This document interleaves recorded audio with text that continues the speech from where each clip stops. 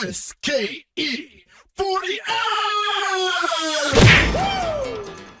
Hello and welcome to the first episode of SKE48 our new and hopefully weekly podcast. We bring you the latest news and discuss various topics surrounding our favorite idol group. Since it's the first episode, let us take a moment to introduce ourselves. My name is Chris, I'm from Germany, and my Oshimen are Inuzuka Asana and Sugiyama Aika. Joining me today are Nick. Hey, so I'm Nick. My Oshi is Sugawara Maya, and I'm from Canada. Jeff.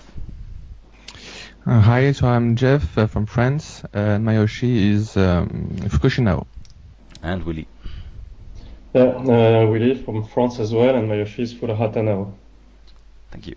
This week we have lots of great news to talk about. We give you a roundup of the latest TV show and stage performances, and in this week's discussion corner we will talk about how we got into SKE, what made us stay with them, and what we hope for the future.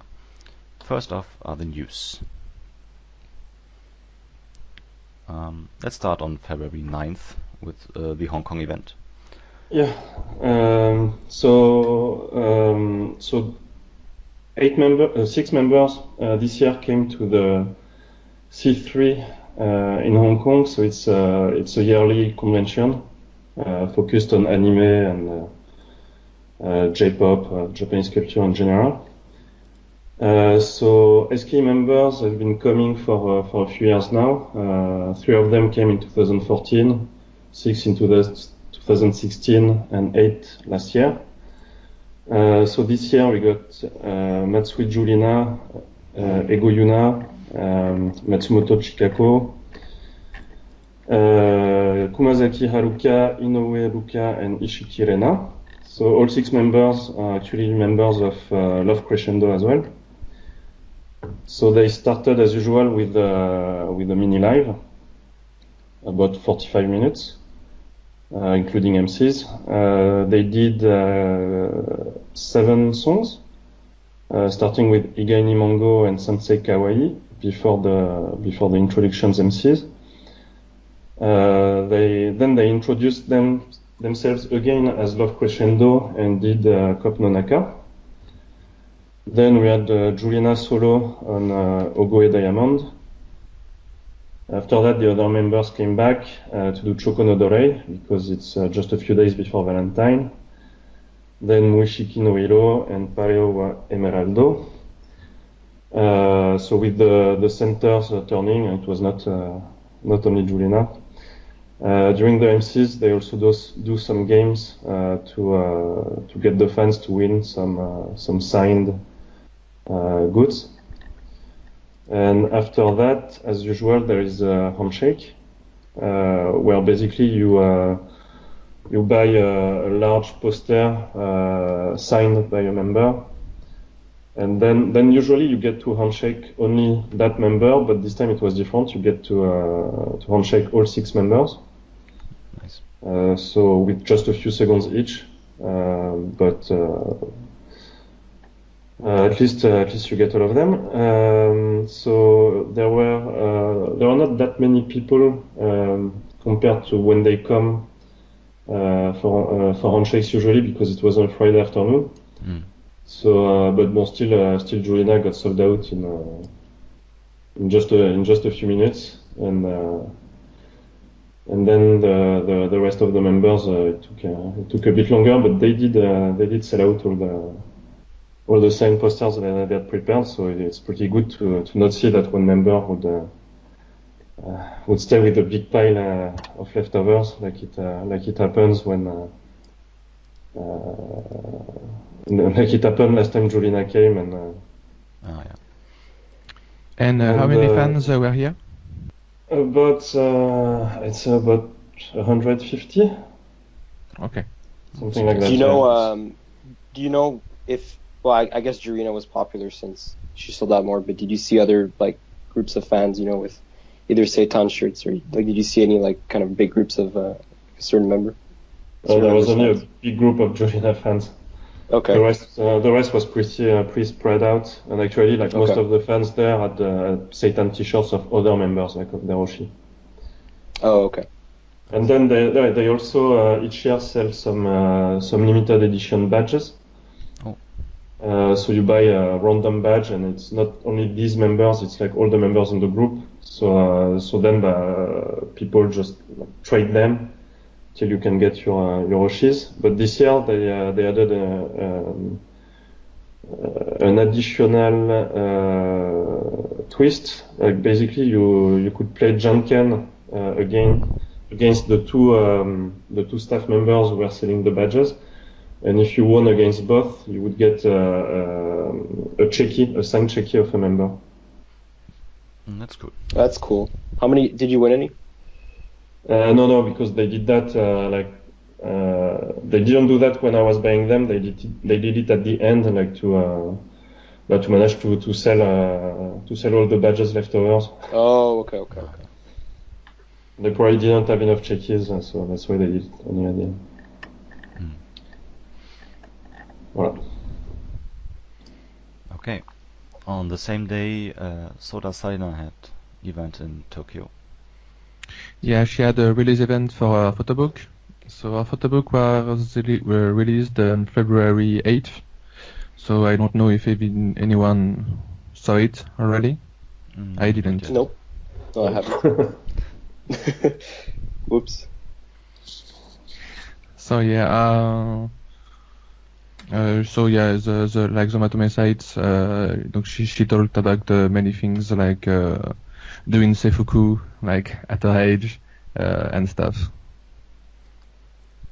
Oh, just about her, she announced, I think, that she'd be graduating university in 2020. Yeah, I think I saw that. Yeah. Okay. Okay. Then next day, February 10th, was SKE Bangkok tour in Niigata this time. There were, of course, members from each team. We had Kitagawa Yoshino, Kitagawa Ryoha, Nojima Kano, and Nomura Miyu from Team S. Team K2 had Arai Yuki, Obamina, Obata Yuna, Kitanoruka, Takayane Akane, Takeuchi Saki, Hidaka Yuzuki, and Furata Nao. And Team E had Ichino Narumi,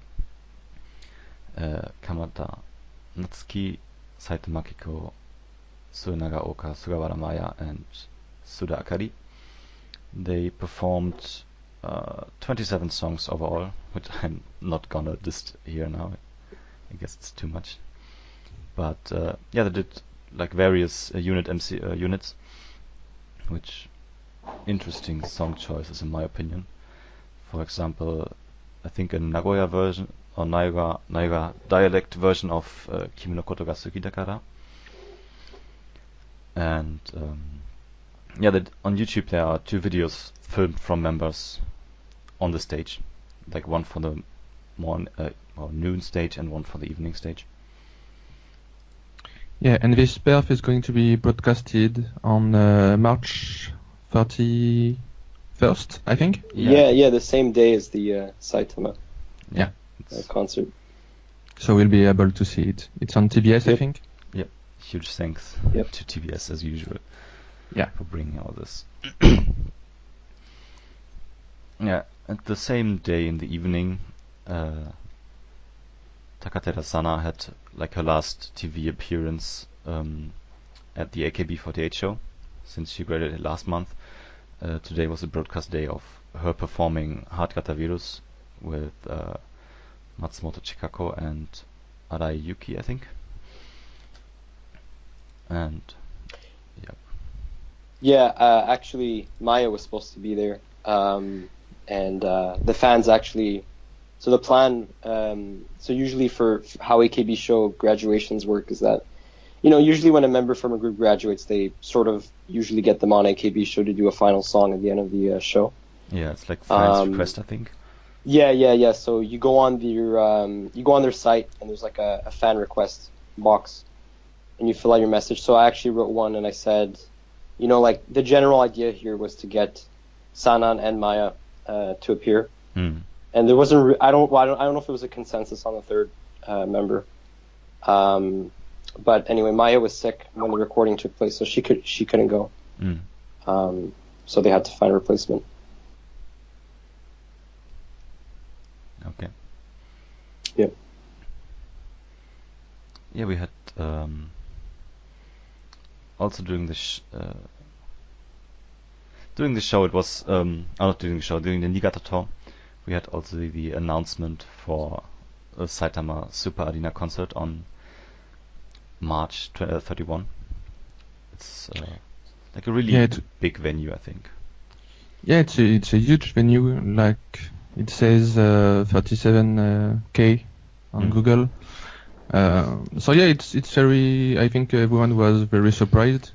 Like the members were very emotional. Yeah. Because it's a very big stage and no special event attached to it. Like it's not a grad concert. It's not anything special. So yeah, it's a huge venue. It's been a really long time since they've had an Irma. Yeah, I was also really surprised. I think it's been since Rena's grad that they didn't do such a big. Since Toyota Stadium. So 2.5 years, a bit more. Yeah.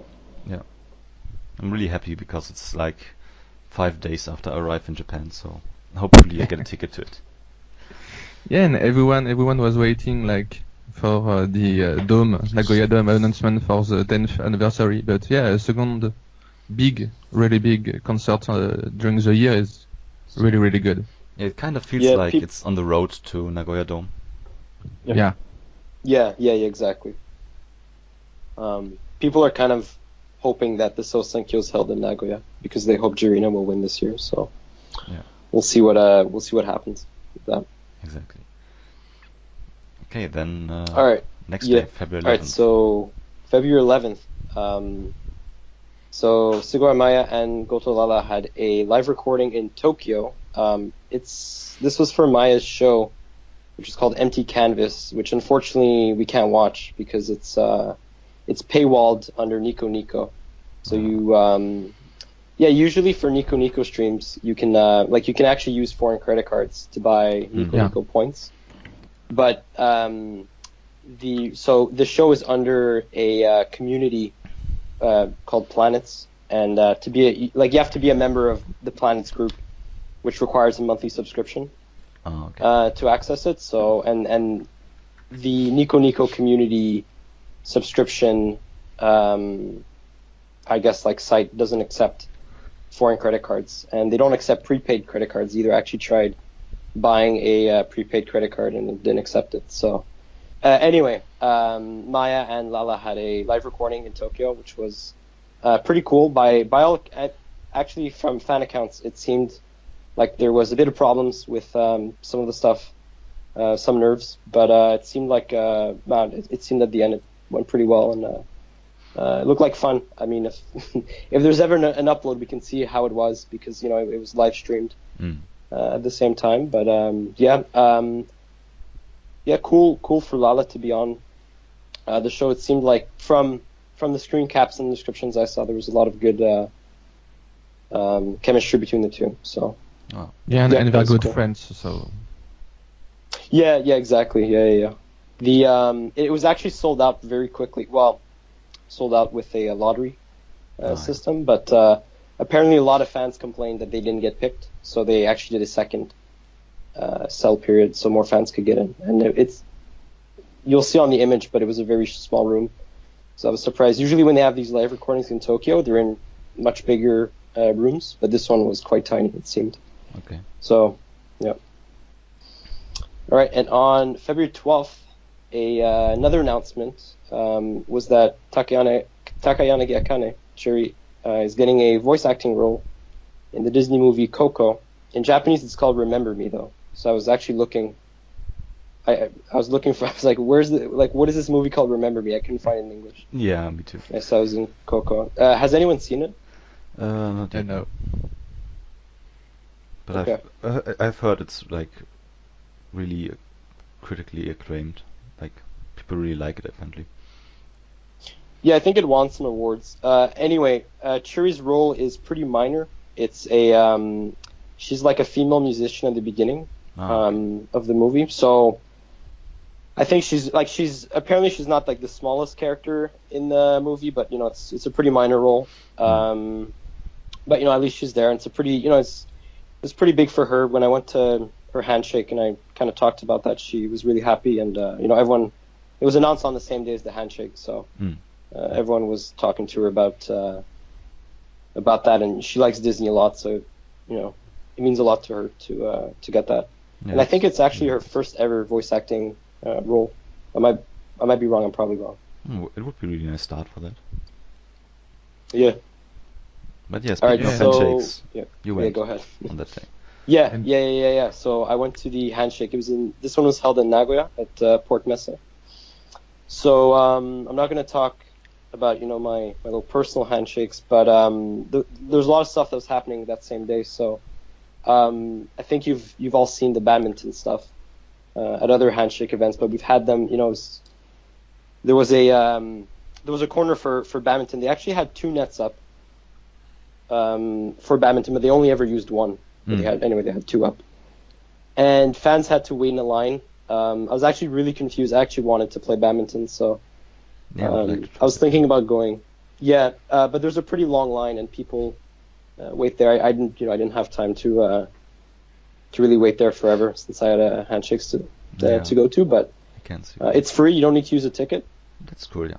You just stand in the line, and I think you just kind of go up when the members are going there. So when the members have a break, they'll go up to the badminton nets, and you play against them. Usually, I've never seen one at a time. It's always 2 or 3. Yeah, and if you monitor Twitter closely, so you will usually see when they are going, either the members themselves posting or other fans. Well, people usually yell if you're there in person. So people are kind of loud, and people run a lot like crazy. But the biggest rush was there was a corner. So at the very corner of the building, there was a stage that they had, and it was empty the whole time, and people were just standing in front of it because they were wondering what's going to happen at the stage. So they I think it was around 1 p.m. or so. There was an announcement, and so they were like, people are going to appear there. And it was Makiko, Yuasa, and the 3rd generation draft members who appeared on the stage. So I went there. Everyone was running like hell to get there because they thought who is it? And then it was the draft members, and they just introduced themselves. This is what kind of idol I want to be. And this is they were introduced with the teams, and Makiko was talking with them. They looked pretty nervous, but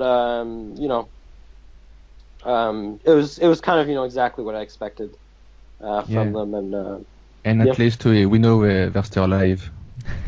I don't think we've ever seen them before, right? I think this was the first time we've ever. I think they had their showroom. They did showrooms till the day of the draft. Yeah. And after that, nothing. Yeah, I think they had no one photo, nothing. I think one day they did showroom to thank everyone after the draft, but after that. The day off or the day after, yeah. And then it was quiet. And they are the first of any group to appear, I think. Yeah. Really? Okay. Huh. Well, anyway, after they were introduced, after they all said their bit, and Makiko kind of talked for a few minutes, Yuasa announced that we could actually handshake them for free, the 3rd generation members. But actually, so I really wanted to go, but I forget what reason. But anyway, I was actually about to go in, but they closed it off. And I think it's because I was watching Maya play badminton, and I was like, okay, she's done, and then I'll go. And then I was gonna walk there to do those handshakes that were free, but they closed it off. And a lot of people went to them. I would say a couple hundred people, maybe more, were lined up for that. So the handshakes were very short. One of my friends went, and she said that all she said was, they were cute. This is what I expected. So it seemed pretty good. So that was what happened with the D3 members. Oh yeah, and actually this actually happened before. But Gaishi Hall concert and the Musubi no Ichiban extension were announced at the beginning of the... No, wait, I think this happened afterwards. I think it was at the beginning of the third slot. Oh. So around like 2 p.m., I think, around. All the members appeared, they're all kind of in the back. And then they proceed to their lanes from the kind of back of the building. So they were all lined up there. And actually, I was lining up for Churi's lane before it started. So everyone, like most of the fans, were lined up waiting for the handshakes to start in the lanes. And right in front of me were the members. So Makiko was the one announcing it, and she's like, "Oh, turn around and you'll look at the big screen." This was a big screen around the east end of the hall, and we turn around and they announce, "Okay, Musubi no Ichiban is getting continued up until." Well, I don't think they announced. They just said, "Oh, from April on, we're getting extended." Yeah. So so that was cool. And fans were like, yeah, but they're like, we want more, like, this can't be the only announcement, what else? You don't need all the members for that. Yeah, you don't. And then they announced the Gaishi Hall concert in Nagoya on April 28th. Yeah, that's really nice, I So, think. yeah. Since I first think of all, both you and Willy can go there, yeah. Yeah, and Gaishio is also a nice location, I think. Yeah, and again, no event attached to it, so I don't know if they're going to do something after. Like sometimes, if a member is graduating, they do a special focus on her. But yeah. Yeah. Well, it's interesting because we have 2 huge concerts announced, and none of them have been said to be like none of them are the 10th anniversary concert. Yeah, it's like they're really doing this. They are going all out for the 10th anniversary year, and so I kind of think they're gonna do a really big one, maybe Nagoya Dome for the anniversary. I mean, if they can do SSA, I think they can do Nagoya Dome. I think capacity-wise, it's pretty close. I think. Yeah. Yeah. If they announce as a 10th anniversary venue, I think that's I think that's enough to warrant Nagoya Dome. Yeah. Yeah, Nagoya Dome is 40K. Okay. So it's pretty much the same as SSA. Yeah. Okay, so maybe they're really just seeing if they can fill it out. Yeah. The thing about those seats is that you oftentimes, if you remember Rena's graduation, right? They have to cut off about a quarter of the seats, and then they put people at the bottom. So it's never going to be that exact amount. Yeah. Yeah, you've got the people. Yeah, I think in the capacity, I don't think it's included the people on the floor. Yeah. Okay. But yeah, I guess I also hope I can go to that one because I'll be in Nagoya at the time. And yeah, I remember I went there for last year's album events to Gaishi Hall, and I think I really like the venue, so this is going to be really nice, I think. Yeah, actually, I just remembered. I actually went to Nagoya Dome for the October handshake. It was a Zenkoku handshake with AKB and HKT. Yeah. And it didn't seem that big, to be honest. Okay, it's huge, yeah, but we still filled out, a good chunk of it, even if there weren't that many people there. So it always looks bigger on DVDs, I think. Yeah, for sure. Well, it is big. I was sitting almost at the top for one of the 2 Nagoya Dome concerts in when was it? 4 years ago. And yeah, you cannot see you cannot see anything at all on stage when you're really at the top. So while actually Gaishi Hall, even if you're really at the top of the seats, you can still distinguish members from each other without having to look at the screen. Yeah, it's always. Yeah. Okay. Yeah. I had the same problem because I was way up top too, and I was trying to distinguish them by their hairstyles. Yeah, you're pretty much just looking at the screen. Yeah. It's always like a kind of trade-off between atmosphere and closeness or so. Like, of course, Sold Out Nagoya Dome has a really great atmosphere, but at the same time you don't see as much. It's like soccer stadiums. The big soccer stadiums have really great atmosphere, but smaller ones you are right next to the players, so that's maybe nicer. Yeah. Okay, then February 15th. Yeah, Some so news. it's been like, I don't know if it's like graduation season, because usually in SKE, like from like January to March, we have a lot of graduation. And this one is like in it. So it's Ichino Naomi. She announced her graduation, and she will graduate by the end of March. So like she's 18, so like, I think she's finishing high school. She doesn't wish to stay in show business, so I think it's pretty like to be expected, I think.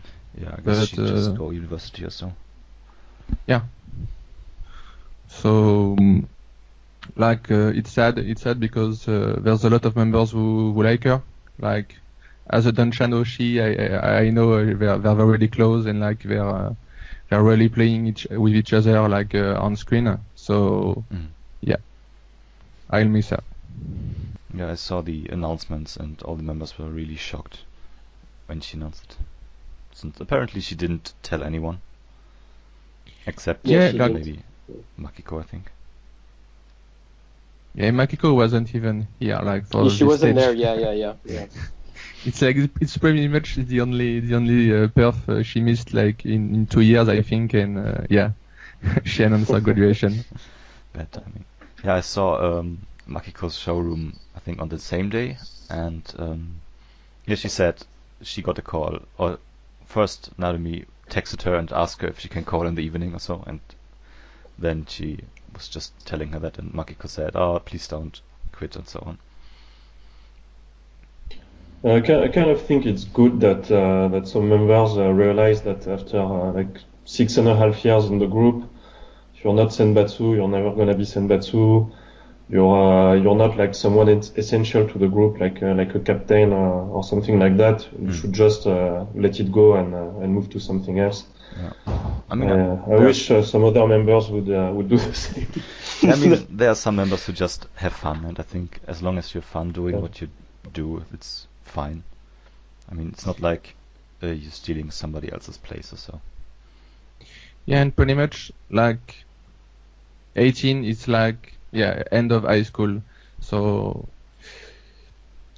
if you want to stay in showbiz, like it's okay. But yeah, if you're just like a theater girl and you're here to perform, I mean, yeah, it's a big decision. But a lot of members are graduating like end of high school. Yeah, we saw it, for example, last year with Yumiti and I think Azumarian also. I'm not sure, but yeah, I'm sure there will be more to come because end of March is the end of the financial year in Japan. Yeah. So that's naturally also there to end the contract and so. I think this year we may get a bit less graduations as usual. Like usually it's about 11 or 12 per year. Because many members probably want to stay for the 10 years. Like they expect there will be a Nagoya Dome, they want to be there. Yeah, I hope so too. Yeah. I guess maybe they will do some graduation segment at the Saitama Super Arena because it's the last day of Ichino Naomi's activities. Yeah, I think we have 2 big concerts, so I'm pretty sure people are going to graduate. Yeah, for sure. Or announce it. Yeah, I'm not sure how big of a kind of spotlight we'll get at the concerts because when I went to Laguna, it was Sanan's last kind of concert, and she got a little bit at the end. You know, like we basically had to call her out to get her to kind of talk. Yeah, I also they didn't really have anything planned. I don't know, maybe a unit or so, or 2 units maybe. Makes oh yeah. Not like a special. They can spend an MC on it, maybe. I don't. Yeah, I remember like 2 years ago when what was the name? Yeah, I forgot. But she was also not too popular, and I think when Miyazawa Sai had her graduation concert on the first day, of that one, they did also a small segment for her. Oh, are you talking about I forgot her name. Yukari something? Yeah, Yukapi, right? Yeah, maybe, yeah. Yeah. From K2. Yeah. Yeah. So they also did like just some small segment for her graduation. So Yeah, I remember. Yeah. probably it's gonna be By the some- way, with Naru-chan out, that means we have only two 5th gens left. Yeah. Nao-chan and Ego Yuna. Yeah, SK Yeah. is really getting really young recently, with focus of the new generations. I mean, now it's basically 6th gen and up. Yeah. Like, Yeah, exactly. Yeah. You look at the Because Senbatsu. there's like still like more than 10 members from 6th gen, or about 10. While 5th gen is down to 2, it's a bit surprising. Like even 2nd gen and 4th gen have like 3 members left. Yeah. Yeah, 6th gen actually has 9 members. So 9. Okay. Yeah, and 5th gen had a lot of like surprising graduation. I think like people leaving like Mizuho, Nanako. I think like Tsugumi. I think a lot of members like who went before their time. I think we can say. Yeah. Yeah. yeah. Yeah, just counted. There are currently 11 members in 1 to 5th generation, or 1st to 5th generation. So 1/6 of all the members are from that. Yeah, plus Suzuran and Obamina, so like 13. Of course. Oh, yeah. Out of 63, 68 with the 3rd draft. Mm. So that's like less than a fifth of the group. Yeah. And 6th gen is what 2013, and the first draft is as well. So like 80% of the group is younger than 5 years. Yeah, and I think it's a good thing. I think like from the sister groups, I think we have the most turnover. Mhm. Yeah, I think SK has the youngest average age as well. Yeah, they are. I'm not don't know the exact numbers. They're at least younger than HKT, and HKT has like the really young image. Not sure about STU and NGT though. STU has a lot of young members, I think. Okay. But yeah, they are like, I think the average is already below 18 years. 17 and a half from what I read this week. Okay, then let's go to the next news. So I love that Willy is doing this news. So Put him there. Oyama-sama is releasing a photo book on 29th of April. It's called Ogura Toast, which is a kind of food specialty from Aichiken. It's some toast with butter and red bean paste, Great. something like that. Never seen that ever, but please don't buy it. No, sorry. And are you going to watch it? It's my question. Probably not. You're not gonna order 5 copies?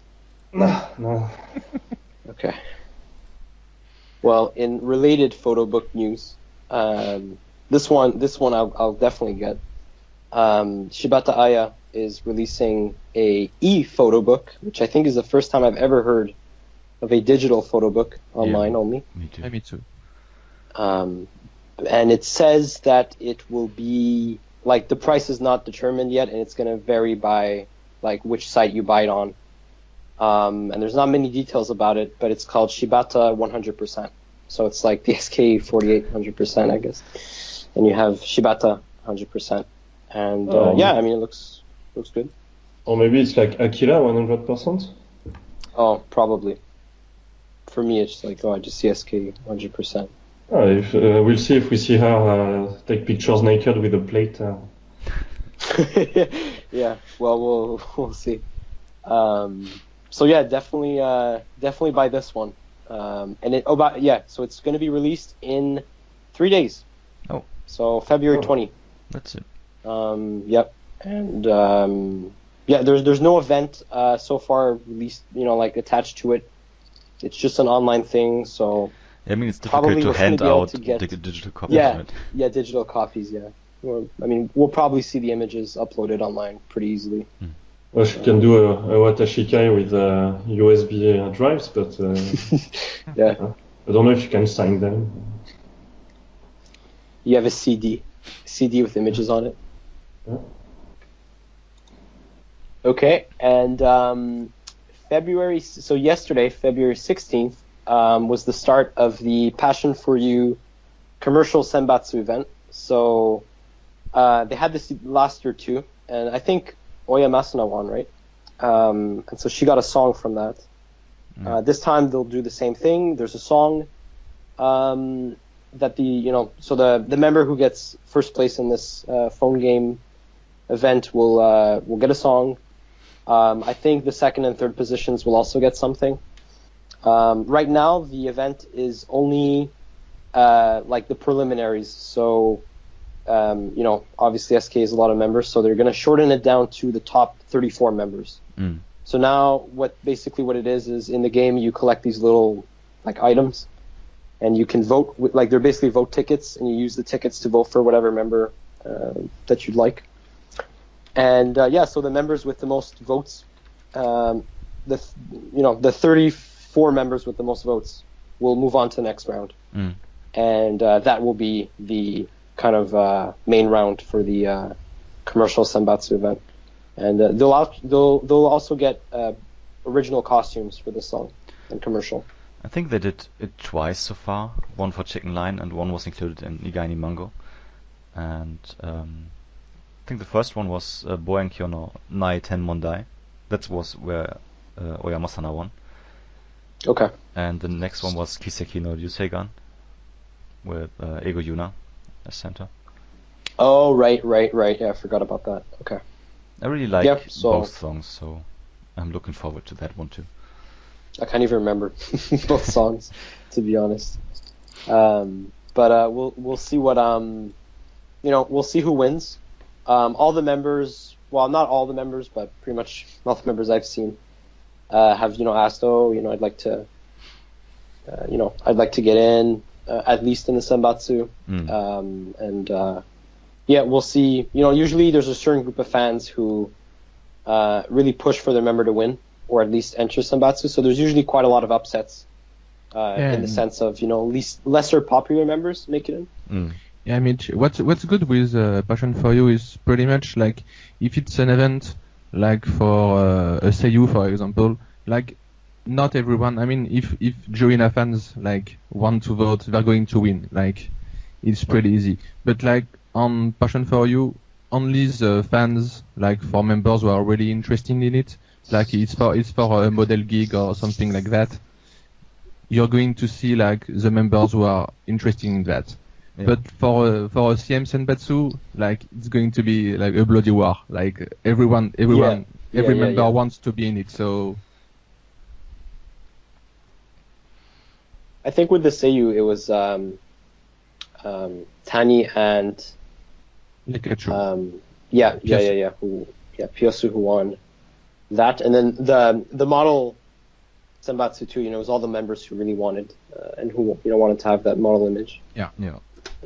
Who got that? So that's pretty cool to see. But this one it's like every member for herself. Yeah, we're going to see the popular members, like, and some members who do like Kochan, for example. She always do well in Passion for You. Yeah, certain members always seem to do well, and that's what I meant with like lesser popular members do well, just because their fans usually put a lot of money into the game or already have like strong accounts. Like it makes sense that since they have performed well at past events, they're going to do well at this event, because how the game functions, you have like these energy points, which is like how much stuff you can do per day or per hour, and it recharges over time. So. And I think it's an easy and cheap way to get something good for your members, like beside SKEncore and things like that. Yeah, I don't know how cheap it is, to be honest, because you have to buy these like potions in the game that refill your energy if you want to like spam out your stuff. And I think it's like 100 yen or so per potion, so they can rack up pretty quickly. Okay. But yeah, no, I mean, it's it's not like you're paying 1,500 yen per vote if you buy the CD on Amazon for SKEncore. Yeah. Okay. That's all for news this week, at least for the biggest ones. Which brings us next to the theater roundup. We had a stage every day this week, I think, and almost every day. And starting off was the Team S stage on 11th. It was Nomura Mio's Seitansai, and performing members were almost the usual. It was a whole Team S except Jurina, since she's maybe there once a year. And as unders we had Kurashima Ami and Nakamura Izumi. And they're pretty much the regular. And I think they're pretty much performing every time now. I mean, Suzuran isn't there too often, usually, but... yeah, she had a show or something, like... She wasn't there for, like, two months, I think? Yeah, something like that. But other than that, it's like the normal one. And since Team S already has only 15 members, then Jurina is not there, so you need usually at least 2 Kenkyusei as unders. But yeah, anyway, Kai Pinheel and To Professor was performed by Ai and Wanchan, or this time Sugiyama Ika and Inizuka Asana, and the letter for the Seitansai was written by Mizuno Aidi and read by Inoue Duka. Yeah, so about that, so Mio was on the second drafty auditions that she failed, and so like among the girls from Aichiken, so we are traveling together to go to Tokyo for the repetitions, for the main event, etc. She became close with Airi. They become like best friends between candidates. And so even when Mio failed, she was the only girl from Aichiken to fail actually. Oh. So she was alone in the Shinkansen back home, then stayed home for a week crying in her bedroom. But she kept in contact with Airi, like going with her to have lunch, to the swimming pool, to Matsuri, etc. And then so when she finally joined as 8th generation, like but Airi was already like her best friend in the group, and so that's why the fans asked her to write the letter. And Haru-chan, who read it, is probably her best friend within the 8th generation. Yeah, I was actually surprised how many members from the 8th generation have like appeared in the draft events before. Yeah, Haru-chan was there as well. Yeah, exactly. Yeah, so it's funny because Lu-chan is pretty good friends with Ishiki Lena, for example, because they took the same. And I think during the later, like Mizuno Airi called Mio or Doki, like our same gen, because they were both from T2, even for Mio's failed the audition. Yeah, it was really nice to see that, I think. And one of the things to see this perf is MC. Like they did an MC where Mio's was doing requests from members. Yeah. So it's a very good MC. Like if you have to you have to watch that one. Yeah, that was really, really great. A couple scenes from that really made probably every otaku die. But yeah. On 14th, on Valentine's Day, we had the Kenkyusei stage this year. Last year it was Team S, I think, and this year it's Kenkyusei. It was actually a normal stage, except they did a double encore where they performed Choko no Dere. And they handed out like small boxes with chocolate and a message card to every customer after that.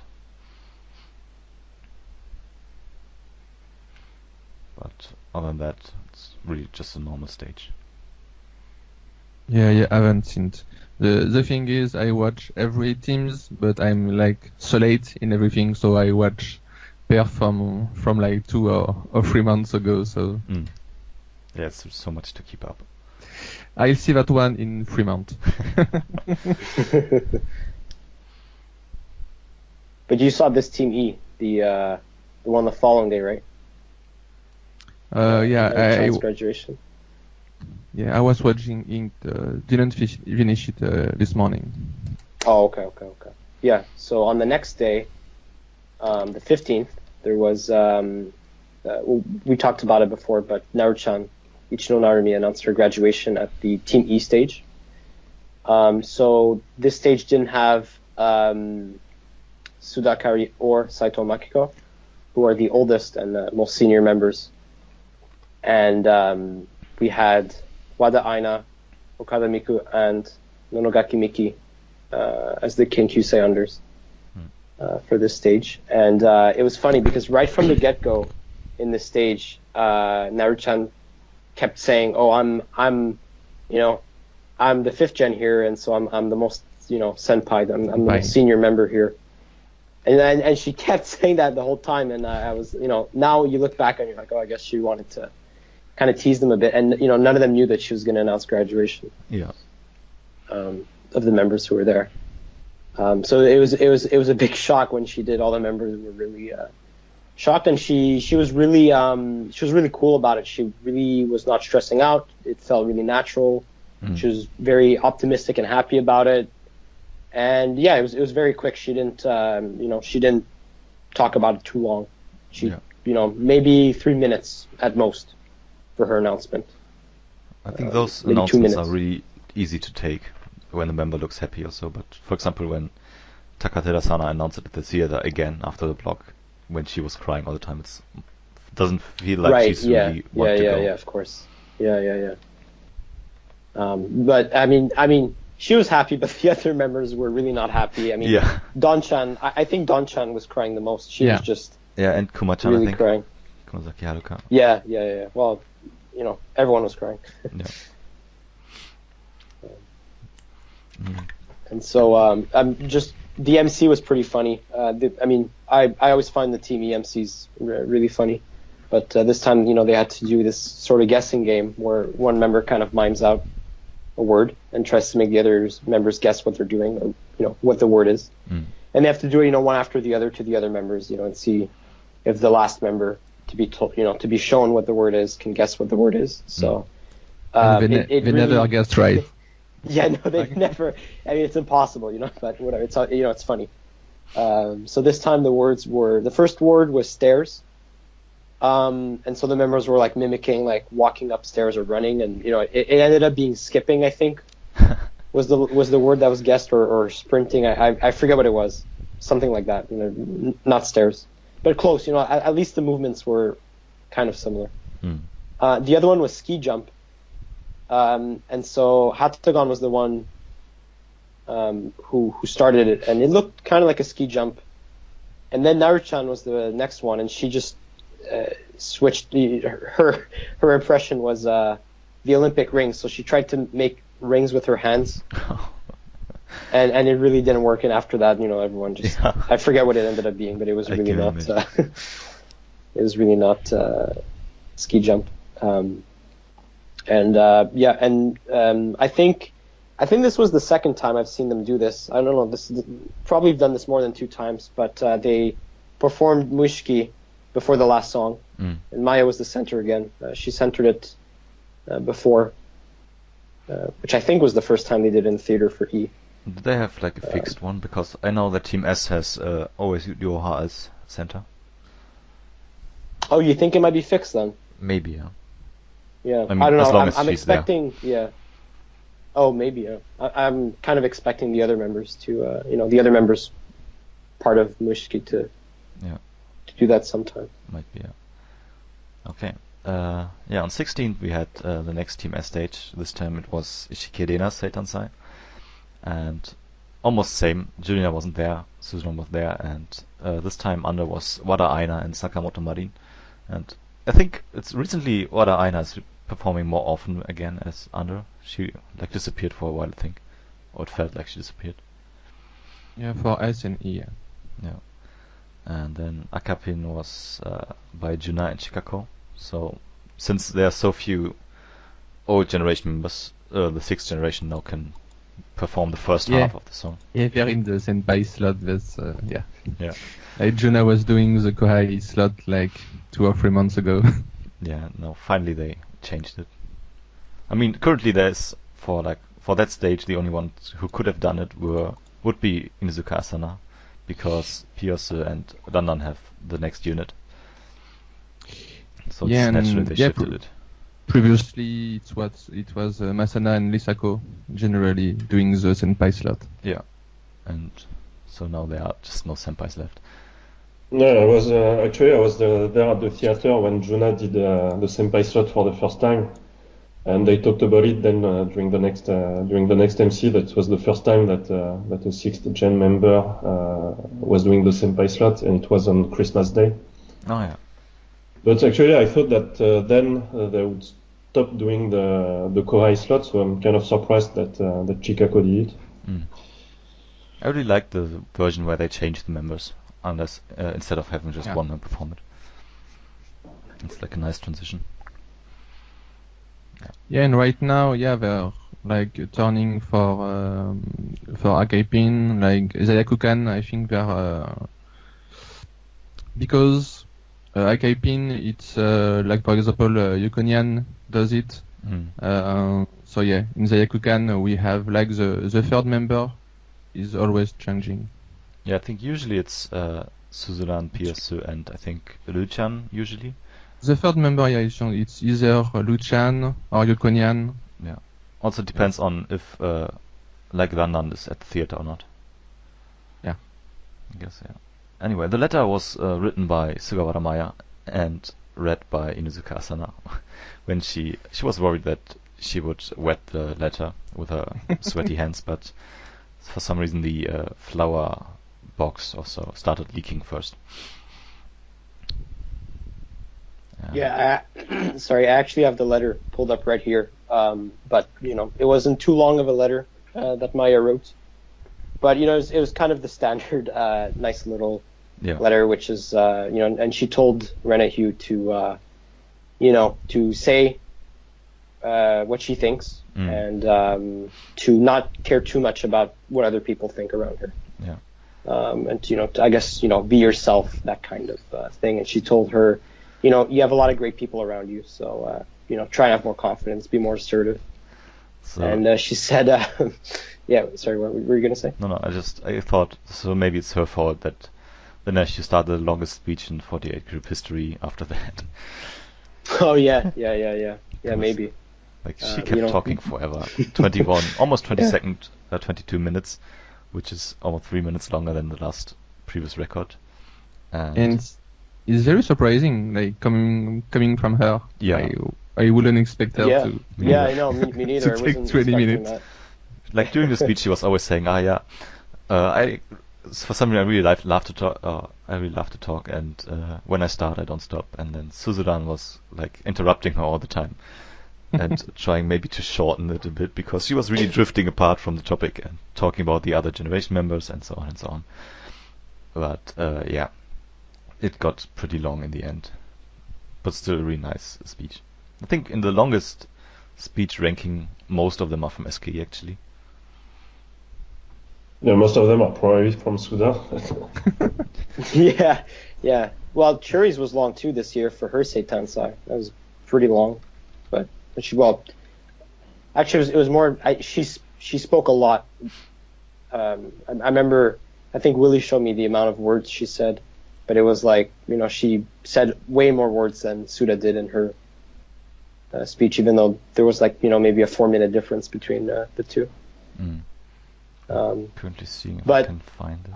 I think still. How long was Sanan's graduation speech? That one was like 30-40 minutes, right? Yeah, that was really long too. That is like that has to. I think that's the longest one, right? Like speech, like in total, like probably. Yeah, she was also like graduation, Seitan, anything. Continuing forever. She didn't want to leave the stage. It's going to take me like 2 years to see that stage, so I'll see. And does anyone know what the fans prepared for you know, the kind of shrine or stand they put in front of the theater? I saw a picture. It's kind of hard to describe. I saw like some nice flowers, and it looked almost like a room, I think, like a normal living area. Yeah, I forgot for Mio, but so they put like 20 small cats, something like that, and then a Nana-chan doll. So so there's this like 6 meters tall statue in Nagoya Station, which is like really skinny, and so Mio uses that in her catchphrase. So because she has the same body type as the statue. Yeah. So that's why the fans put that, and then 20 cats because she has 3 cats at home, Shi-chan, Yuzu-chan, and Sora-chan, and she always tries to pick them and show them on showroom. Yeah. I've pulled up the longest speech ranking actually, and yeah, Rena-chan is first, and then is Sudakari, and then Takata Yuki, Inuzuka Asana, Matsujirina, then some AKB, and then SKE again, and then from 8 to 15 it's again only SKE. And actually the shortest one is also from SKE, which was Yahagi Yukina with 43 seconds. So yeah, I think SKE members love to talk. Yeah. Yeah, they do. Yeah. Okay, then next we have the double stage from the Kenkyusei, where Fukai Negai got sick, I guess, and got replaced by Narupi. And this time we had like a live commentary again. This time it was Shirai Kotono and Mizuno ID, and they both choose Shirayuki Kohaku as MVP for the stage. I'd really like to hear the live commentary, but you can't find it anywhere.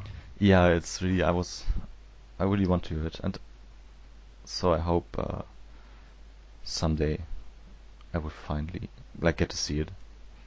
Yeah, I mean it's only on DMM, right? And we don't get the ones uploaded aren't those ones. So yeah,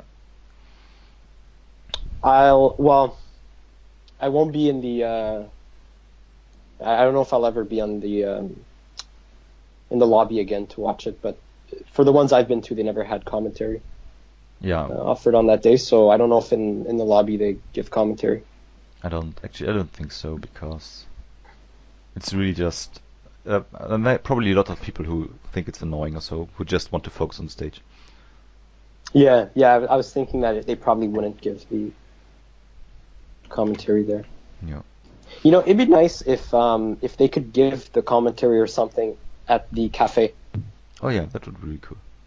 Or any appearance. Like, it's a bit annoying to just, well, I mean, it's not annoying to stand there, and I don't mind standing in the lobby, but it's just annoying if, like, I remember being missing the first 10 minutes of Maya's Seitansai because I was finishing my food in the cafe, and they have like 4 screens, I think, or 3 screens in that in the cafe, and they're all just kind of looping these DVD things.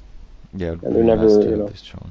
Yeah, I mean, it seems kind of easy to me that you just hook them up and, you know. Yeah. Okay, that's all for stages this week. Next week we have a couple of 2 Team E stages and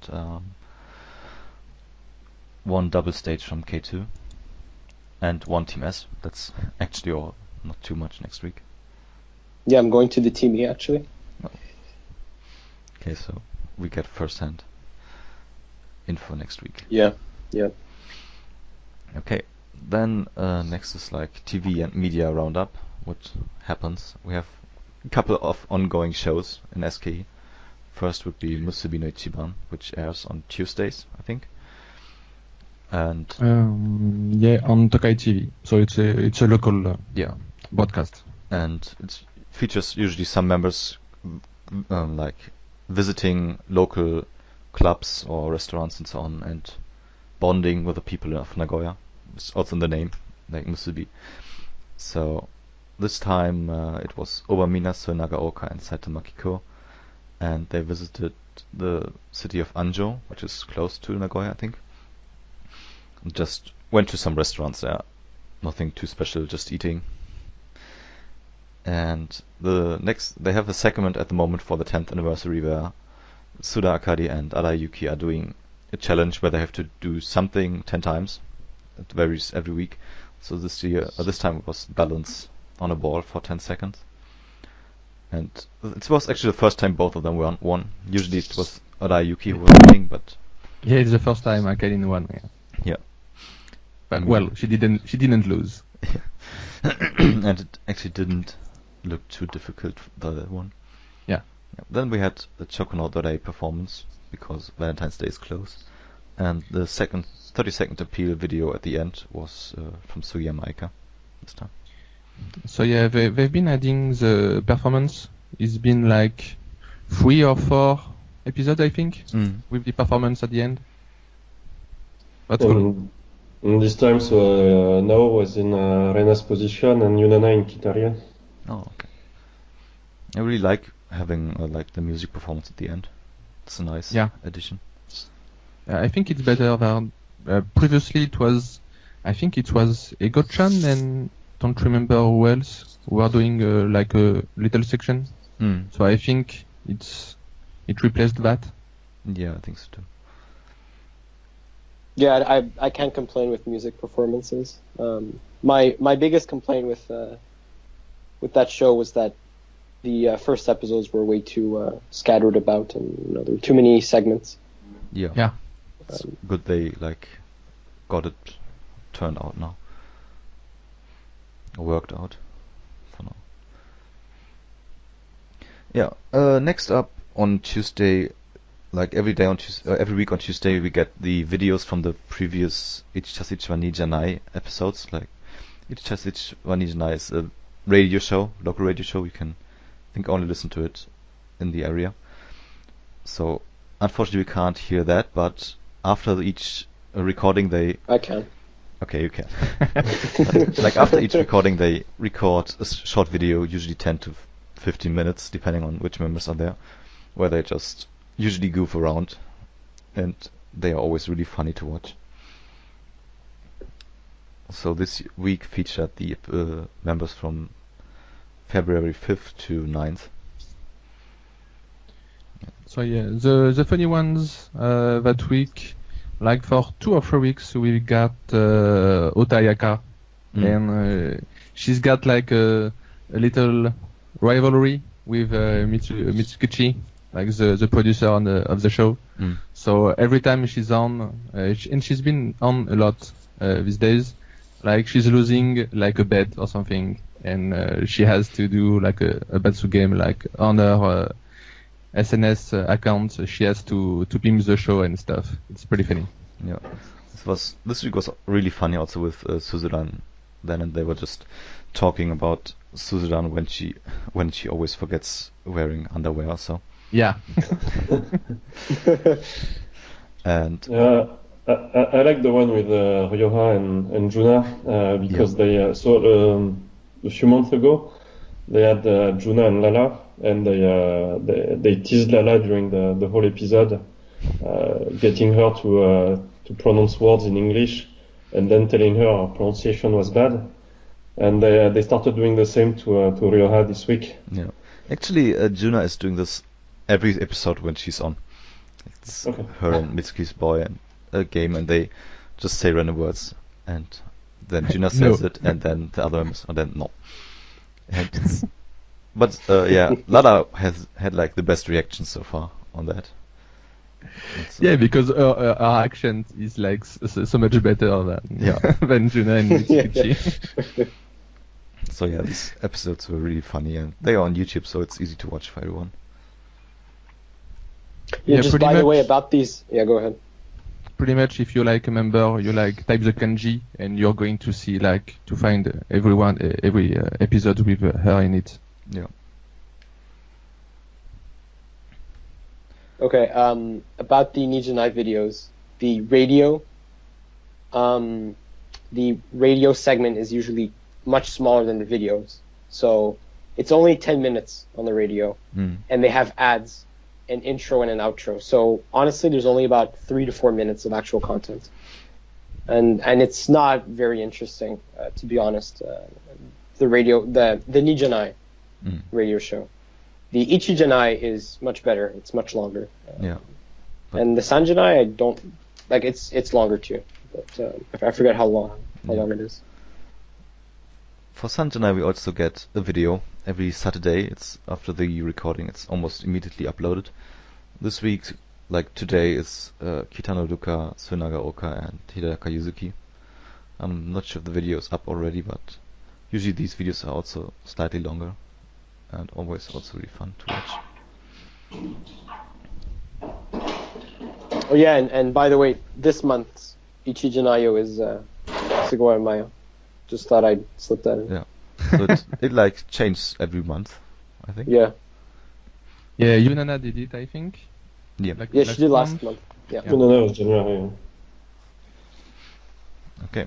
So I guess that's all for media this week. Tonight is Zero Position, but it's after our recording, so It's talk about later that today. next week. Is the last episode of the trip Yeah. we're doing, and next thing is singing competition. I hope so, yeah. Really, really, really looking forward to it. Oh, I wanted to ask, is this the singing competition Willy saw? What? Oh, I thought you, in December, didn't you go see Naochan or something? Or them do like some kind of karaoke? No, it was just a recording for Countdown TV. Oh, okay. I see. Yeah, I hope it's the next one, the next segment. And yeah. So this finishes up our news and media segment, and next is the discussion topic. And like for this week, we want to talk about how we got into SKE and why we are still a fan, and what we hope for SKE in the future. I don't know, anyone wants to start? I'll go ahead. Okay. So yes, I've been a fan of 48 since 2011, I think, and really got into SKE at the Daisokaku event. So it was the shuffle when Tani, for example, got in a group.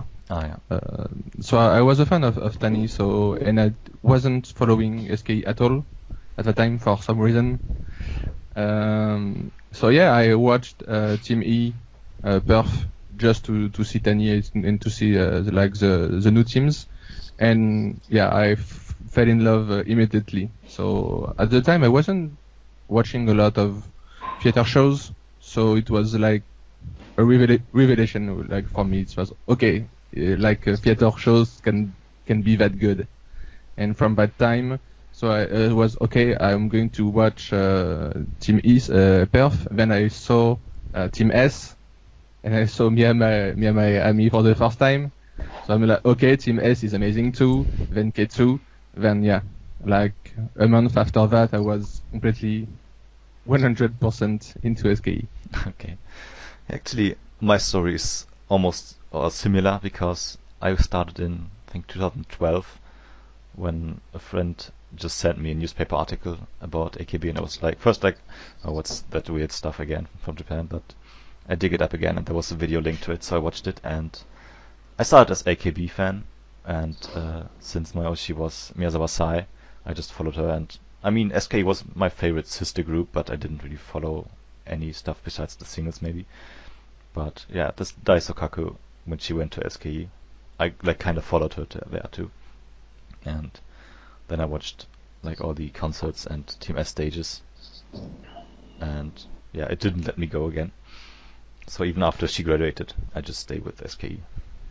It's funny because a lot of of fans like disliked the Daisuke, but yeah, Yes. it made me a fan. So for me, it was good. Same for me. Plus, it created my favorite team, or most of my favorite teams. So fine.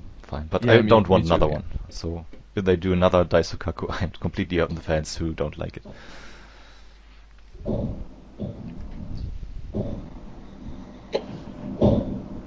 Nick? Yeah, sure. I was just waiting. So I got into 48 group because I was learning Japanese in university and I wanted some kind of listening material. So I went online and I found the AK Bingo videos, and I thought, oh, this is really funny. I think it was the first time I ever watched a Japanese variety show. I thought, oh, they're pretty funny. Yeah, go ahead. Yeah, AK Bingo feels like a really good intro for 48 group for many people. Yeah, it's the gateway for everyone, I feel, like, at least in your fans, because I got linked this, I think it was a Google Docs with all the episodes, and I would just, I just watch them all, but I didn't really follow, I mean, this was all the old AKB, and I didn't, I didn't really follow the groups, apart from the, I just watched the shows, and I didn't really like the songs or anything else really for a while, for a couple months, and then I finished the AKB variety shows. Well, I didn't finish, there's so many of them, but I kind of got tired of them, and so I was like, oh, let's check out SKE, let's check out NMB, let's check out HKT. I was checking them all out, and I didn't really like the other sister groups, but yeah, SKE I just loved, their variety shows. They kind of got me into it. I watched the every Friday night show. The first episode I saw it and I'm like, okay, Cherry, that's my Oshiman. Like, just just kind of knew from the first episode that this group was gonna be pretty cool. And yeah, so I kind of just stuck through it like that. And initially I didn't really, I had to use the subtitles to understand the videos and to kind of get in and out. There are no subtitles, but I mean, I prefer not having any. Yeah. Okay. So as for me, so I got into AKB around the end of 2009. After about a year, I started looking at what SKE was doing as well, NMB, which was starting. But the big revelation was the SKEncore in 2011. So I was there in the second row, and I saw each group perform. And when I saw SKE performing, like, okay, that's completely on another level compared to AKB or NMB. I want to see more of them. Around the same time, I was about 3 months in Japan, in between two jobs with nothing to do. So I started like binging on all the TV shows from all sister groups, which I didn't really have time to do before. And so there were for SKE there was Sekai Seifuku or something like that, and then some shows like Musume Gaikaga that I really liked. And the day I was finally officially SKE Yoshi was the Shonichi of Lamune no Nomikata. Oh yeah. Because actually, I was there at the SKEncore when Truly asked to get a stage for the team. So I thought I should try to watch the Shonichi, and yeah, that was the best stage I had ever seen. And so since that, I've been a K2 Oshi and a SKE fan. And then 2 years later, I finally found an Oshiman in SKE. Because up to 2013, my Oshiman was still Watanabe Mayu. Actually, not only her, like maybe my 5 favorite members were in AKB or NMB, and then finally in 2013, I got a real Oshiman in SKE. Yeah. So it's like interesting to see that for many people the most like outstanding part of SKE is the dance power, the performance power, and I'm kind of wondering if it's still that way, or have they like changed it? Has it changed? What do you think? Well, for me, for sure, like mainly like my following SKE48 for me is watching theater shows. Like it's mainly that. Like a year or 2 years ago, we had practically no variety shows. Like we had only the Ninja Nayo. Yeah. So, and pretty much the only thing I was watching was theater shows, and I was perfectly fine with that. For me, it's really the life of the group. Like it's so you have, of course, the performance, but you have like the MC. So you have the senpai kohai relationship I really love in the 48. And yeah, it's a relationship like when the first time, like for example, okay, Tani is going in a new group. She doesn't know anyone. So watching the shows, I could really see like going from knowing no one, and like a year after, oh, she's making a new friend, oh, she's making another friend, oh, now she's friend with that one. So it's just following the group like that. Yeah.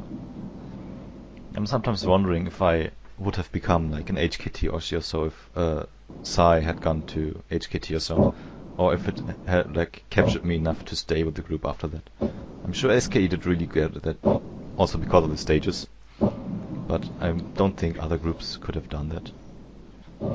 Yeah, I think it's both, because like we've talked with Nick before like that. I'm not like in a group for the members. Like it's really, I have to be interested in the group. Like I can just be here for one member.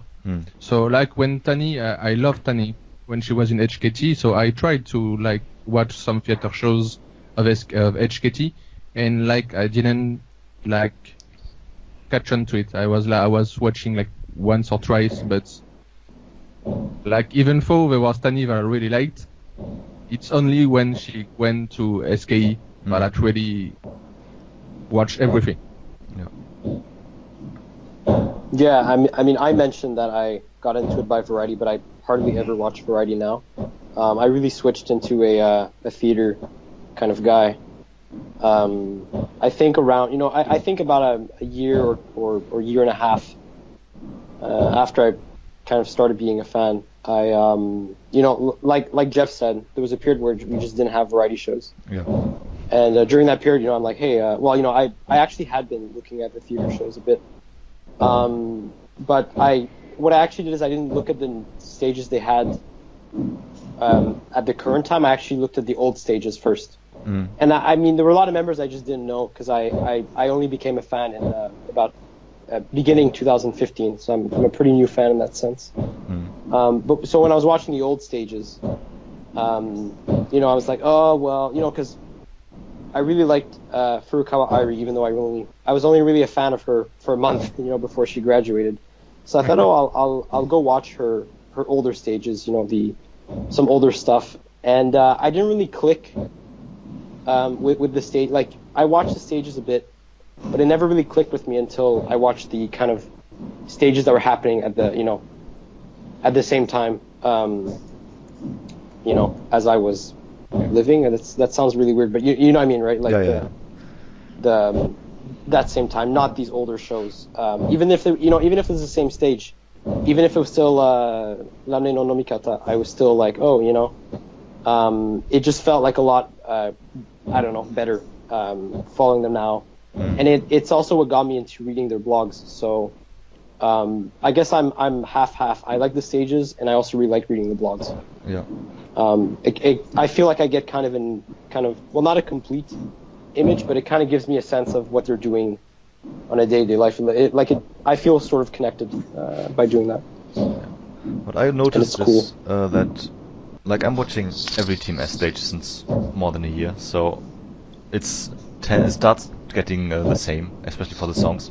So what I noticed is when I watch the stage on my second screen or so during the songs, I sometimes just do other stuff on the internet, and unless like my favorite members are performing the unit, but the MCs are every time so much fun to watch, and that's like the rewatch value of the stages. I think it's mostly the MCs, at least for me. I do a lot of GIF and video during the show, so I have to watch. Like I see that sometimes, I'd like to just have it on the background and do something else. But like if I really watch the show, like you see a lot of things. Like the one I love in SKE, and I think they do it a lot more than other groups. It's the little interactions like between members. Yeah. Sometimes like you can see someone who's doing her line, so the camera is focused on her. But if you watch like in the background, or like so and so, like they're playing together, or one is like winking another like in a playful way. So like I see that I found a lot of these little things in the performance, and that's really what I love. Yeah. Like if I see two teams doing the same stage, like okay, even if one team is doing better, like move-wise or dance-wise, what I want to see is interaction. I don't want to see the same performance like twice. So when you have those little interactions, you have like a totally different perf, I think. Yeah, totally. Like there are some songs which are really made for that. For example, I don't know, Tales Naganara or Team S Oshi or so. Yeah. Which is like a festival for background activities. Yeah, I mean, there's a main choreography. So I've seen teams do like the proper, like Team S or Team B Oshi. But I mean like the way Team S is doing their Team S Oshi, that is pretty much free. Like okay, there's a choreography, but you're pretty much free to do everything you want to. Yeah, it's it's their own character. It creates their own character for the team, I think, or for the members especially. Yeah, it's funny how different it is than the K2 Oshi, for example. Even if it's pretty much the same song. Does the Team E and Team K stages like have those songs where you have like members more or less goofing around? Or yeah, definitely. I mean, in Lamine, one of the kind of songs where you'd see members joke around was I can't remember the name of the song. The second song, the dog song. Yeah. I forgot the name. Yeah. Thank you. So in that song, Churi usually messes around with someone, or you have I can't remember the name of the song, but now in K2's reset, you always have Churi and someone else do a rock paper scissors, for example. Oh, okay. In one of the songs in the start. I'm sorry, the song slipped my mind, but yeah, no, like I feel like every team has those moments of interaction, and even if it's not interaction, like even if it's not like forced interaction, every song like that, they always interact in a different way for pretty much every song, I find. Yeah, and you have like sometimes you have even like running gags or so. Like for Team S, you have at I No Rule at the beginning they look at the camera and do some pose, or at Tails Naganagara, usually Wanchan and Ryoha fight about who gets to hold her hand, and Ryoha doesn't want her hand to get sweaty or so. Or I don't know. It used to be that for I think Team S Oshi, like some members went to the side of the stage, and Risako tried to stop them from going back in, or stuff like that. It's happening every time, but it's different still. Yeah, recently it's like Ai, she's photobombing everyone, like she's going in the front and doing peace signs. Yeah. Yeah, I guess I'm a bit at odds with everyone here because I'm more into variety shows than stages. I watch like maybe one stage per month, and like half of the times SKE, half of the times AKB. Usually Team 8 or the Kamikyoku Shibari when Nao is there. But yeah, for variety shows, like at the moment it's not. I watch the shows of all groups, including 46. I even watch like Hello Project shows or variety shows without any idols whatsoever. But yeah, right now for SK it's not. Zero Apogee is nice, but it's like once every 2 weeks. Yeah, and it's not variety in that. While but Musubi no Ichiban compared to the shows we had before, it's like I like the MCs. Heisei Nobushi Kobushi. I have no idea why they are the MCs for the show because they are not tied to Aichi Ken, as far as I know. But I like them. They used to be in a show called Pikaru no Teire with Oshima Mai and Watanabe Naomi that I was watching like 6-7 years ago. But yeah, I don't know. Like shows about like 3 members walking in a shopping street or in restaurants is not really my thing. Like I really missed the Sekai Seifuku Joshi, which was like similar to Shukan Akebi, or especially the AB series, like AB Calcio, AB Friday. And yeah, I hope they can get a new show with either Okubo or Teppei.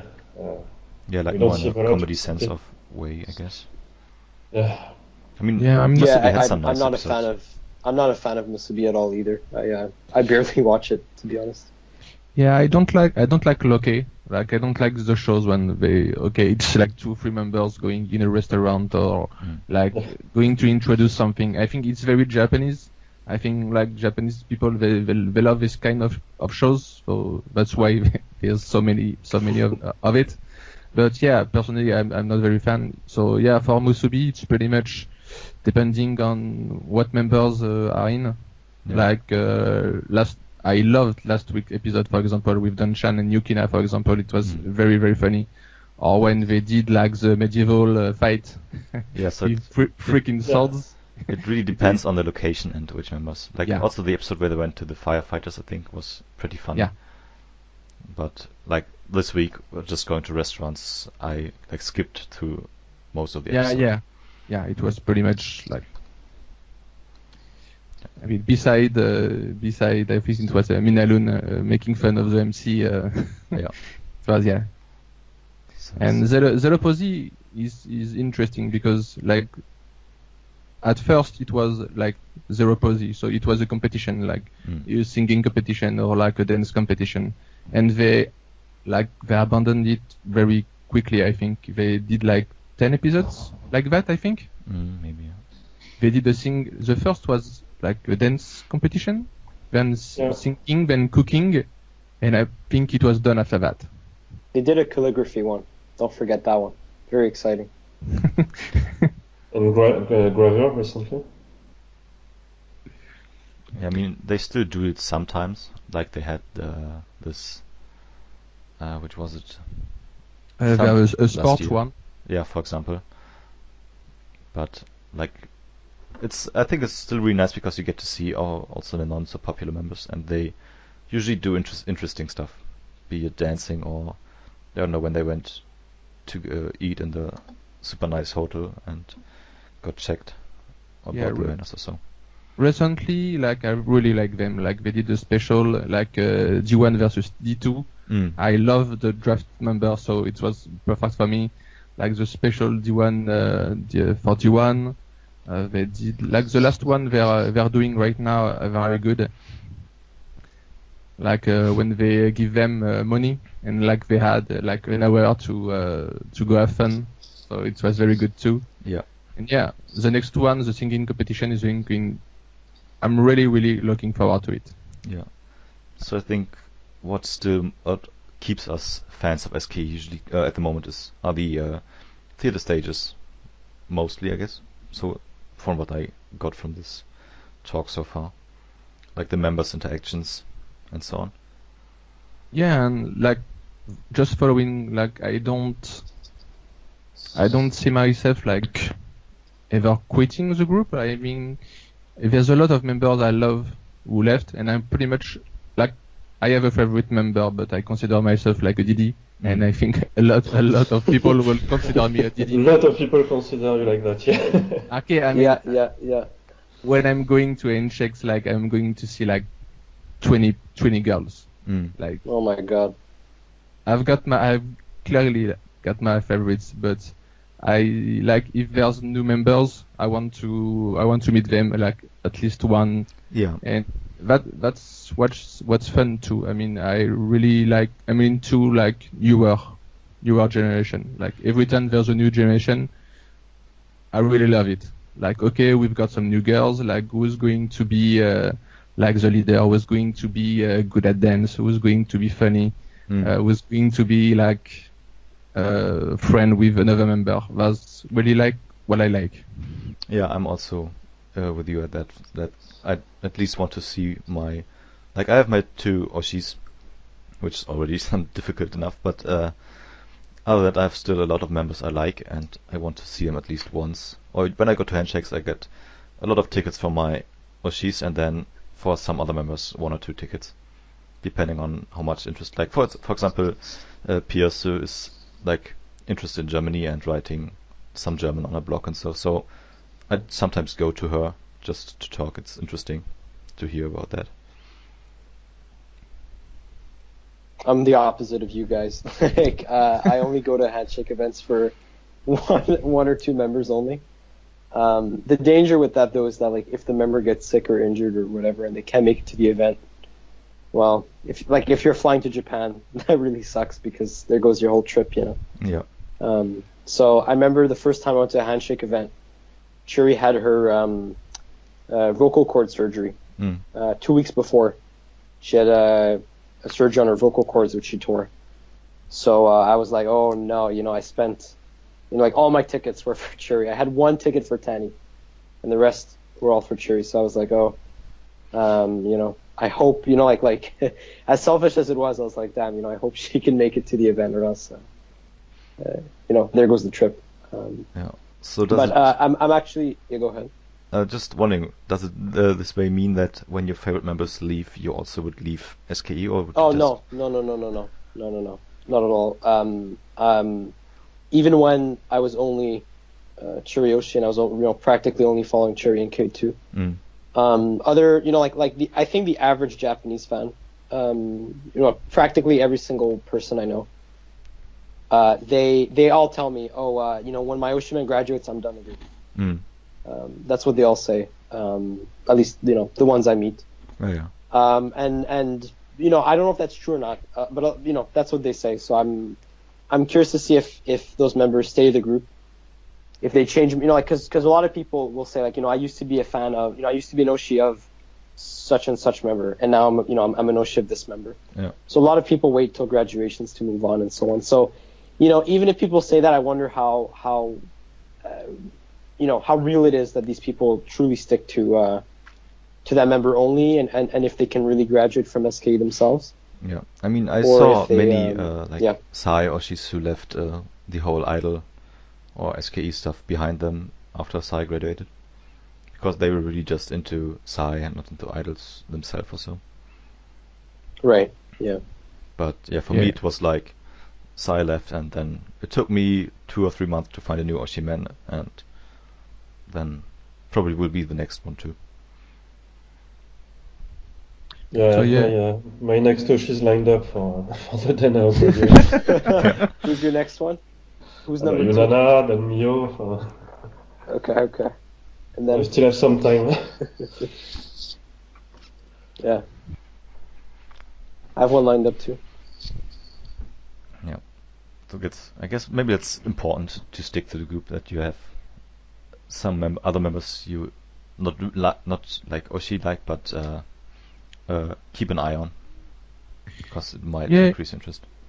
And I think like I don't know if, how it is for everyone, but yeah, I mean, if you're going to watch theater shows, logically, like there's going to be like some members you're going to see, oh, like she's nice, oh, like your Oshi is very friendly with this member, so oh, I want to know more about her, or things like that. So I don't know. Yeah, I mean, that's how I Oshi-hen basically. Was that, you know, I'd only been looking at Churi for a long time, and I was, I actually hadn't watched Team E stages since I graduated, but I always liked Maya, and I thought, oh, she's a funny member, just like other members too. And then,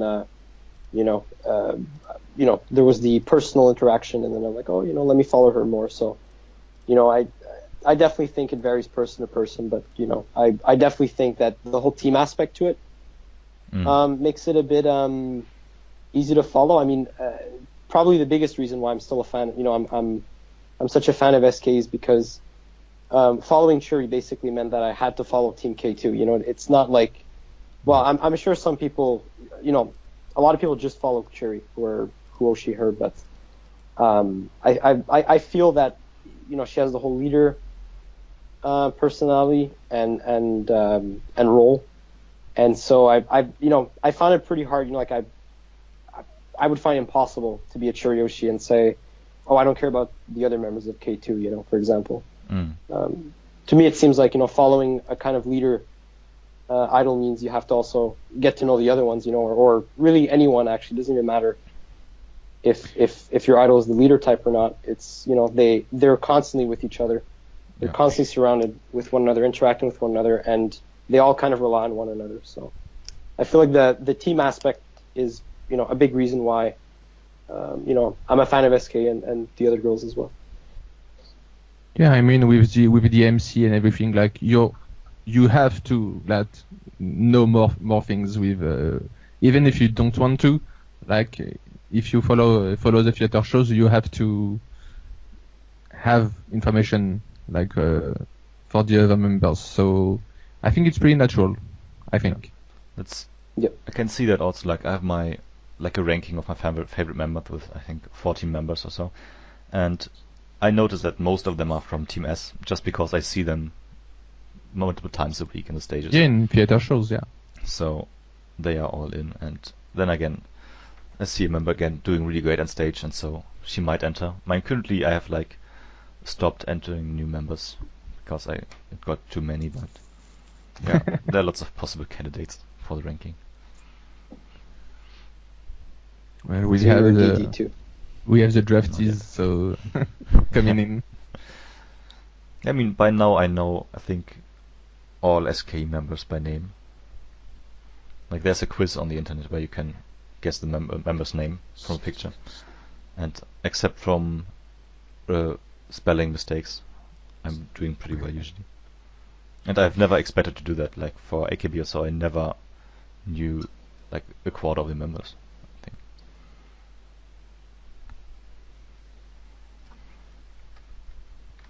So yeah, I guess it's a good point so far.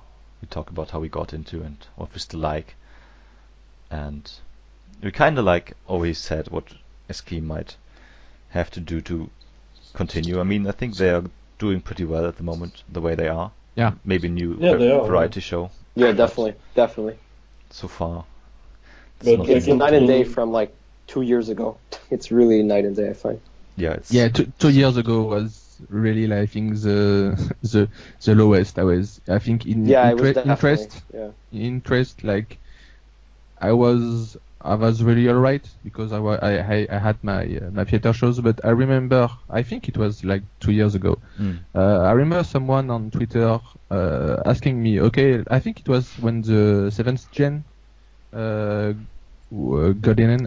got announced, and she was like, okay, what can I see? What can I watch? To see the new members?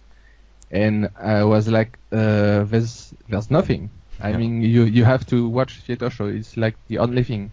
And for the person, she hadn't watched SKE for like many years, and so yeah, I couldn't say anything besides watch 2 hours theater shows. Like for someone who just want to like get in, it's difficult. Like, okay, watch a 2 hours theater show. It's pretty boring at first, to be honest. Like if you're not really into the especially if you don't like understand Japanese, you don't get subtitles for theater shows. So if you don't know the members, while like on a variety show, at least like the hosts will focus it on Yeah. on a few members at each episode, so you gradually learn them one by one. But like And watching you have content, right? 20 Like girls funny at content. 16 girls at once is Yeah, and like the stages really live from the members' connections, and probably I guess also that you know about the members' connections. So I think for variety shows you have still the content, which is usually funny even if you don't know anyone. But yeah, And we the have, members know that. They know they get most of their fans from variety shows. That's why they're always pushing for variety shows. yeah, Because we have really have to thank like TBS because they continue to do shows even in the dark time. Yeah, I think it's amazing. I think a year ago, like I don't remember the name of the producer there, but now we see him from time to time, like even in SK events, like Take P. yeah, Takenaka P. Yeah. Yeah. and yeah, so they did the Zero Position. So already, I think at the time it was the only TV show, I think, because yeah. oh, we forgot Yeah. SK Gateway, by the way. Yeah, Oh, yeah. I was about to mention it. I forgot. Yeah. Yeah, it's only once a month, so yeah. And it's I tend never to got forget really about it. popular members. Yeah. And yeah, it's quite relaxed. It's quite a slow-paced show, I think. Yeah. It's really haven't watched it, it's really for the fans, really. I don't think Yeah, like yeah, I yeah. won't make like someone who doesn't know the group watch an SK Gakuen for sure. Yeah, definitely. Even someone who knows the group, like unless when one of your Oshis is there, it's sometimes it's a bit tough to watch for 1 hour. Yeah, it is. It depends on the theme. Some episodes I found were like, they can be really funny depending on the members and the theme. But other episodes it can be a real struggle to get through it. So yeah, Zero Position was like the first real TV show for a while, and then they did like the concerts for the single release at Zep Tokyo and Nagoya. Yeah. It's really Yeah, actually, it's funny that you talk about those because I feel like that. Well, really, I feel like ever since Igani Mango, things have started to look really bright for the group. But First even before then. Or maybe like since Kakume no Oka, the album. Right. Yeah. That might be a good place. I'm just thinking that ever since Rena's graduation, around that point was kind of when it went to the lowest. Yeah, and then like no shows, and we didn't have a single in a whole year. Yeah. And most of the fans I speak to, they don't really like Chicken Line or Kinoai. Like no one ever has, no one I speak to at least has anything really good to say about those singles or, So yeah, I think 2 years ago it was mainly like fans were very angry against management. At that time it was like on Matome sites. Yeah. It was like, yeah, I mean mainly it was insults against management in USR. Oh yeah, USR was like, just getting killed. It was like, okay, when is the national tour? When is like a TV show? When is the album? And since then, like they did everything at the time. So they released the album. The tour is continuing. So they, I mean, even like Avex. We sort of got a Teamy stage, sort of original. So really. we got the new stages. I think, it's looking very bright. I think last single and this single, they did very well sales wise.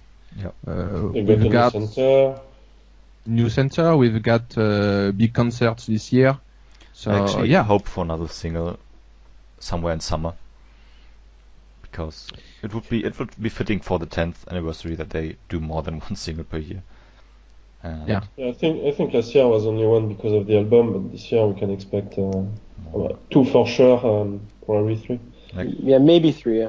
I'm kind of selfish about that, but I hope in May, so I can at least go to another handshake event for that too. But yeah. But it always depends on the Sosenkyo. Yeah, I feel like in these singles, June, I think. it's like okay. But about the fans criticizing management, I think one thing that was a bit unfair is that even if like it was lacking in terms of releases or big announcements, at least management was managing the roster of members pretty well compared to the train wrecks that have been AKB and NMB. Like they've kept like adding new members at a good pace. And when you look at the third draft, like just took 5 members, and that was more than enough. Like AKB or NMB had to take 15 because they didn't do any good job of replacing the members with new gens. Yep. Absolutely. Like at the same time, SKE was getting like a second 20 members generation in 2 years, like with the 8th gen. NMB was getting like 10 members, and their previous gen was like 3.5 years earlier, and somehow they didn't realize it would be problematic, so and lead to having to take like 15 draftees. I think that's one thing that SK has been doing really well, is to handle the roster and the turnover. Yeah. And actually, like I really didn't like Team S like a couple years ago. It felt like it didn't feel like a team. It felt like just a bunch of members stacked together. Like it's the same problem as Team A had in AKB or Team N in NMB. Like you want the first team to be the flagship team, and so you just like put some popular members and don't really try to create a team spirit. Yeah, it really and takes that's something that's been that has changed since basically they promoted the 7th gen and 2nd draft, and more recently the 8th gen. And now we've got like 3 real teams. Like no team is weaker than the others, like you have in the other groups, where there's always like at least one team that like doesn't really look like a team. Yeah, I mean we have still some problems with the teams, I guess, but we can talk about those in a later episode. Yeah. But yeah, generally the teams are really nice, especially if you compare it to AKB, where you have maybe 7 members in a team sometimes when you don't count.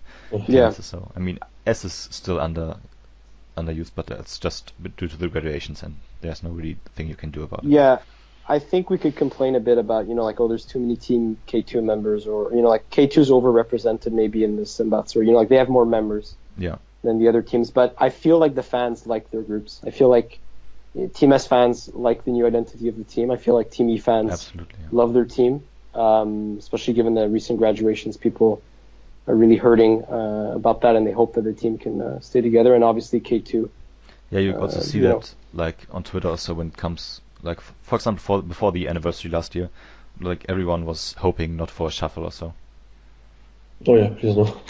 yeah, please no. No, the 2014 shuffle was the best thing that ever happened to the group after the 2013 one, who just broke the teams, like completely broke K2. It broke the Team E, which was basically mostly 4th gen members together.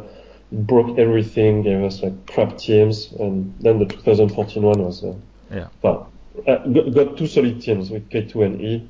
S was not there yet, but now it is. So. Yeah, it set like the base for the current Team S also. Yeah. Well, Team S has a really bright future if you look at the amount of Love Crescendo members that they added. Especially with the new 8th gen members that were added. I think all of them can make it easily into the Senbatsu at some point. It's really like good chance by starting like from 0. I think Team E or K2 had like also like I don't know, a dark time some years ago. Yeah, K2 kind of had that when they took in like a bunch of 6th gen members. Yeah, and so it's like working from 0, working back up again. It's like a good chance for the members too. But yeah, I think the lineup is healthy. I think we have full teams, good teams. We've got a bunch of Kenkyusei who are here. We got the draftees coming in, so I mean, number-wise, we are very good. Yeah. We've got good sales. We've got concerts going on.